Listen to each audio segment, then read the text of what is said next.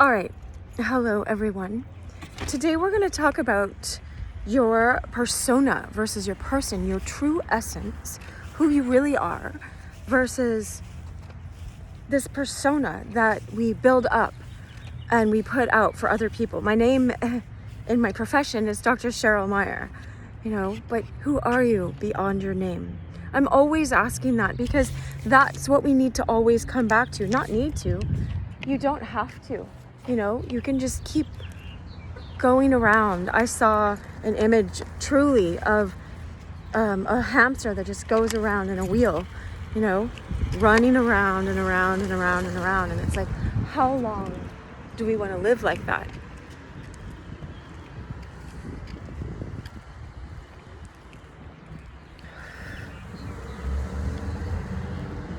So just be really present. I'll show you some of nature.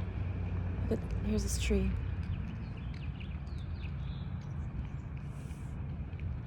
It's pretty big. Let's go underneath it. I feel like Mr. Rogers when I say that. Let's go over here on this field trip, He was this guy that took kids to field trips and stuff. You know what? I don't even want to bring him up because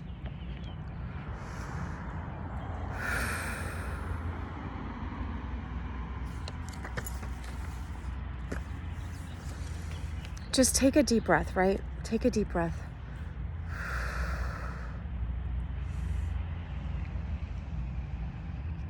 I know this will seem really weird to your flesh and you'll be like, click, go to the next video, right? But choose not to be a consumer. Consume. Because where does that get you? Choose that right now. I invite you, right? This reminds me, there's like an old BBC video. If I remember, I will put it in the, and I usually make a note afterwards, put it in the description box of Tolkien, and he's walking around with the BBC, and it's on YouTube, and he's so it'll be on my YouTube video, if you're somewhere else, and he's talking about how he wishes the trees could talk. Okay, so I bet that will tie into what we're talking about. It's been rainy, so I'm not going to sit on the ground. Let's understand who you are as a person. Now, I heard someone call it your baptized self. And so imagine, okay, now I welcome all religions, so don't worry, whatever religion you are, just be present and understand what I'm talking about mystically. And so here, I'll use my hand as an example. It's like, if Adam came in here, right, and brought brought separation between God and him because he wanted to do it his own way. He didn't trust his spirit. Like, his spirit was in communion with God. It says they walked with God and talked with God, right? Instead, he was tempted to take of a tree, the fruit that it wasn't meant to take yet. Just understand this as a story, even no matter how else you understand it, is understand what we're getting packed into this story. Is he took something because he was said, oh, God's trying to keep something from you, so why don't you take this? And then you have something in your hand. Okay, I heard from this Native American Christian shaman that I went and spoke with for 3 days. He's passed on now. His name was Red Elk. He said, Cheryl, it's like Adam and Eve could speak telepathic. Now just take this like this too, like a mystic story, right? It's like they could speak telepathically with each other. And it's like if the devil comes up, if you want to call it that, and goes, hey, here's a cell phone. You guys could call each other on the cell phone. And it's like, what's better, a cell phone or being able to communicate with each other? Just put your face in their mind. Hey, are you ready to answer? And then they go, no, call me back in 5 minutes. It's like being able to talk telepathically with each other. What's better? Here, look, I can teach you how to make a boat. Or you can walk on water, you know what I mean? You know how to interact with the elements in a way where you're meant to be in harmony with the earth, but also dominate in a way, not in this, arm wrestling way, like I'm going to dominate you, but like that it's meant to serve you and you to serve it in harmony, like I'm part Native American, like they did. And so he said, you can tell this, it's always trading something lesser for something greater, but it looks like you have something in your hand. All right. Now, what I used to tell my clients a lot, I would tell them the story of a monkey, So let's say there's banana trees right down there, okay? Right down there. But the monkey doesn't know. The monkey just thinks in lack, like we do when we're in our egotism.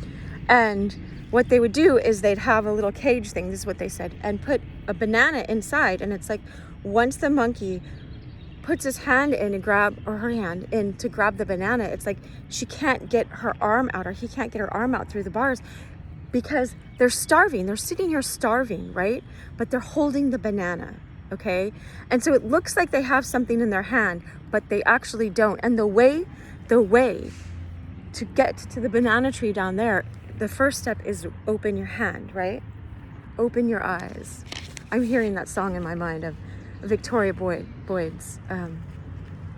It's called Open Your Eyes anyway. I have a skating video with it. Or maybe I was on the trail for that one. It's a 1-minute video. You can look it up. But now this is what happens with our persona, is you are a soul in a body, okay? So I do this here. I'm in a body, right? But I'm a soul, right? And I wear this heart that drop down from your head down into your heart, right? And so there's a saying that's like, stop chasing what your mind wants and you'll get what your soul needs, right? And so when we forget that we're a soul, we keep trying to build up this persona. Now, let me go back to the baptism for a second and tie this in. So Adam brought separation, and they say Christ is the second Adam. And so if you just understand this mystically and apply it however you choose to do this, like, you know, there's highest consciousness level, and then there's different levels in between that. And I'm not saying I know all of it. It's a mystery to enter into, but your egotism wants to make it so complicated. It's not that complicated, right? And so when you go into the water, you're meant to be dying to your old fleshly nature and come back alive, like Christ died on the cross and reconciled us to God. He brought us somehow, if you understand it, like somehow Adam separated us because he went his own way and chose the phone instead of telepathy, kind of like that, right? He chose something lesser that looked like something better. It's kind of like, why would someone reject me, right? You guys know me, right? And go pick some Barbie doll girl to date. I'm not saying anyone specifically at all, okay? Because I'm not throwing anyone under the table. I'm just saying as an example, right? You know, when they could have someone of real depth and genuineness and sincerity. But it's like, I love Eckhart Tolle said, when you're in your egotism, you're just attracted to a bigger ego. And I know I've done that in my own life, and being attracted to, like, instead of going to what I call like the boring mass, the boring service, you know, just sit through it and be present while your flesh is like, I want, you know, the flashy this. And, you know, I mean, I've been to churches where there's like a preacher, then another preacher, and then another preacher. And, you know, there's all these bells and whistles. And I'm not putting that down. I'm just saying our egotism always wants stimulation, okay? And so it wants what the eyes think it wants. What, you know, it's like the stomach will say, I want to just keep eating. And it's like, then you regret it later because you wish you had had a healthy meal instead, you know? Anyway, I'm not comparing myself or you or anyway, let's go back to persona. Now, a persona is, we keep building up this character of ourselves. It's like if we believed we were the avatar in a video game. Now, what I'm saying with your baptized self is like, let's say everything was washed away that you'd ever done, and we're here present in this moment, and you're loved and you're forgiven, and somehow Christ, you accepted that. He reconciled you to this perfect God, and you can have access to that, and you can live in this love and union, and you can keep through this mysterious power of the Holy Spirit, somehow keep dying to your old self. Remember how I do the X and the O, is dying to your old self and come back to the oneness, right? And know yourself as this isness, as, you know, who are you beyond your name, beyond your skin color, even beyond the religion you call yourself, as an egotism, as a persona, as a... Now let's use these examples. Now go back, understand. You see how the monkey, this is how we operate, right? We think I have this thing in my hand, but notice that you're starving. It's not feeding you. You have to keep waiting. You're captive to this thing. Every time it's like, I have to keep chasing a new TV show to make me feel better tonight, or another YouTube video, or, you know, another teaching, or another spiritual thing, or and you can do this spiritually. You know, we can look at the people with addictions and stuff, but this can be our addiction, to keep trying to please people, to keep trying. Okay, this is what I was seeing, is that we keep building up this persona. We keep building it up and trying to, building it up and defending it. And that's what makes us so tired. We get so tired because we're always comparing ourselves to other people, and we're never enough because we don't know our real selves. You don't know yourself as your baptized, forgiven, like, self that can receive the love of God self. The self that's can just be and being and present and loved.